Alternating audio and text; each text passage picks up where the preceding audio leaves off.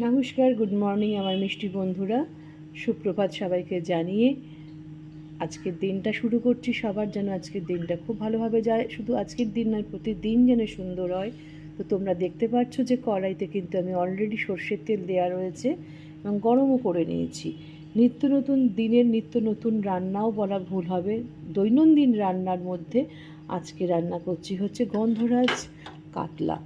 তো গন্ধরাজ কাতলা রান্না করার জন্য প্রথমে তো মাছটাকে ভাজতে হবে। তা তেলটাকে খুব সুন্দর করে আগে গরম করে নিচ্ছি। নিয়ে তার কারণ তেল যদি গরম না হয় তাহলে কিন্তু মাছ আটকে যাবে কড়াইয়ের মধ্যে। আমার কিন্তু তেল সুন্দরভাবে গরম হয়ে গেছে। এবারে এর মধ্যে দিয়ে দিচ্ছি মাছগুলো।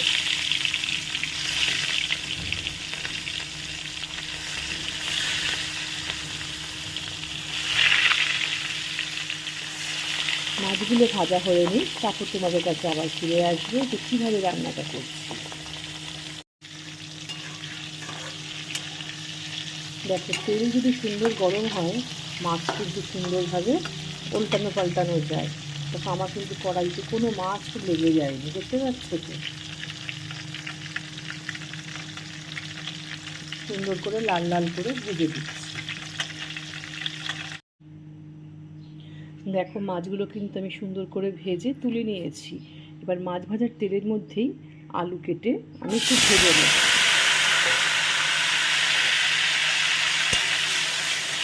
তো আলুগুলো ভেজে যদি রান্না করে তাহলে কিন্তু সেই আলুরও টেস্ট হয় আর মাছের ঝোলেরও একটু স্বাদ হয় ভালো। তো দিয়ে দেবে এর মধ্যে একটু নুন, অল্প একটু নুন দিয়ে দেবো।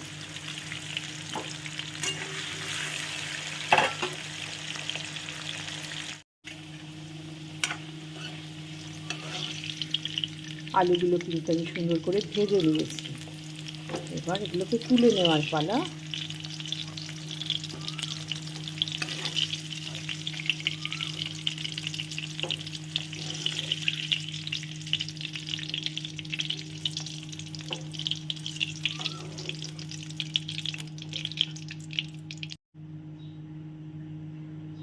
এই মাছ ভাজার তেল বা আলু ভাজার তেলের মধ্যেই কিন্তু পুরো রান্নাটা হবে। তো দিয়ে দিচ্ছি এবার কালো জিরে ফোড়ন। কালো জিরেটা খুব সুন্দর করে ভাজা হয়ে যাওয়ার পর দেখো আমি কী দিচ্ছি। এখানে দিয়ে দিচ্ছি হচ্ছে একখানা বড় পেঁয়াজ কুচোনো আর একটা কাঁচা লঙ্কা যেটা পেকে গেছে সেটাকে 4 ভাগ করে নিয়েছি, সেটাকে দিচ্ছি। আর ঝালটা সম্পূর্ণ তোমাদের নিজেদের ব্যাপার, যে যেরকম ঝাল খাও সেই অনুপাতে ঝালটা দেবে। তো দিয়ে দিচ্ছি পেঁয়াজ কুচোনো আর লঙ্কাটা। এখানে কোনো নুন আমি অ্যাড করছি না, কারণ অলরেডি কিন্তু তেলের মধ্যে আমার নুন আছে। কারণ আলু ভেজেছি, মাছ ভেজেছি, প্রত্যেকটা জিনিসের মধ্যেই নুন ছিল। তাই আমি আলাদা করে কিন্তু কোনো নুন দিচ্ছি না। মিডিয়াম টু লোয়ে করবে রান্নাটা, হাই করে করবে না, তাহলে কিন্তু পেঁয়াজগুলো কাঁচা থেকে যাবে। ওপরটা ভাববে লাল হয়ে গেছে, লাল হলে কিন্তু ভাজা হয় না। আর এখানে একটা পেস্ট আছে মিক্সিতে করেছি, সেটাতে রয়েছে তোমার আদা পেস্ট, রসুন পেস্ট, দিয়ে দিলাম সেটা।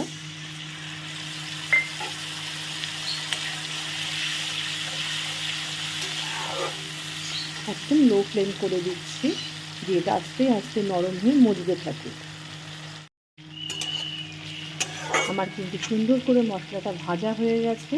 তো এর মধ্যে দিয়ে দিচ্ছি ভেজে রাখা আলুগুলো। মানে আর একবার কী করবো, মশলার সাথে আলুগুলোকে ভেজে নেব।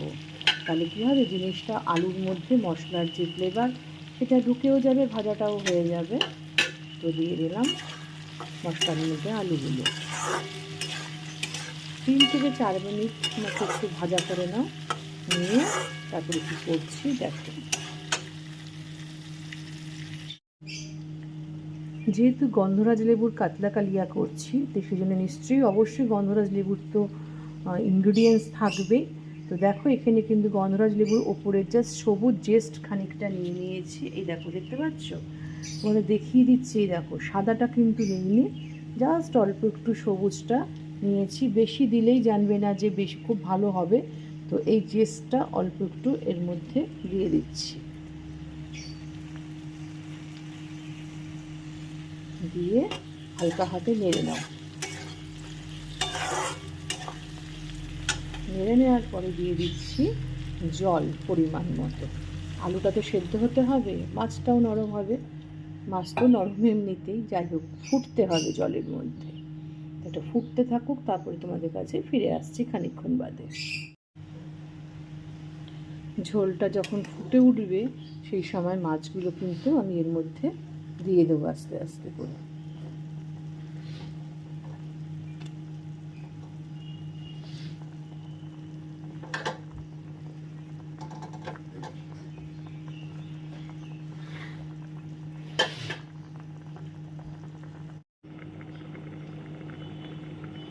দেখো, এটা হচ্ছে গন্ধরাজ লেবুর কি জুসটা।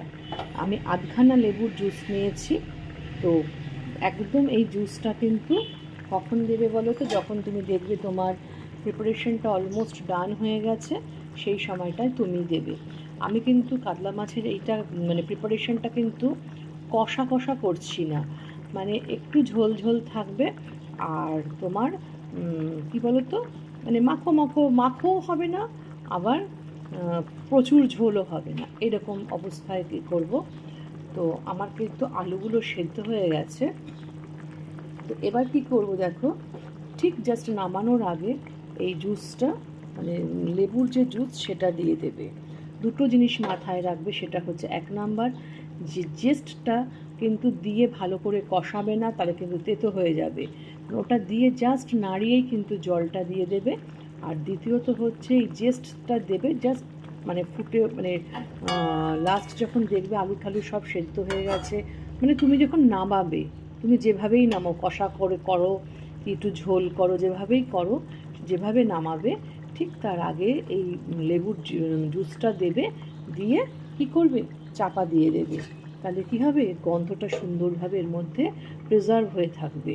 তো আমি খানিকক্ষণ একটু 2 সেকেন্ড মতো একটু ফুটিয়ে নিয়ে আমি গ্যাসটা বন্ধ করে দেবো।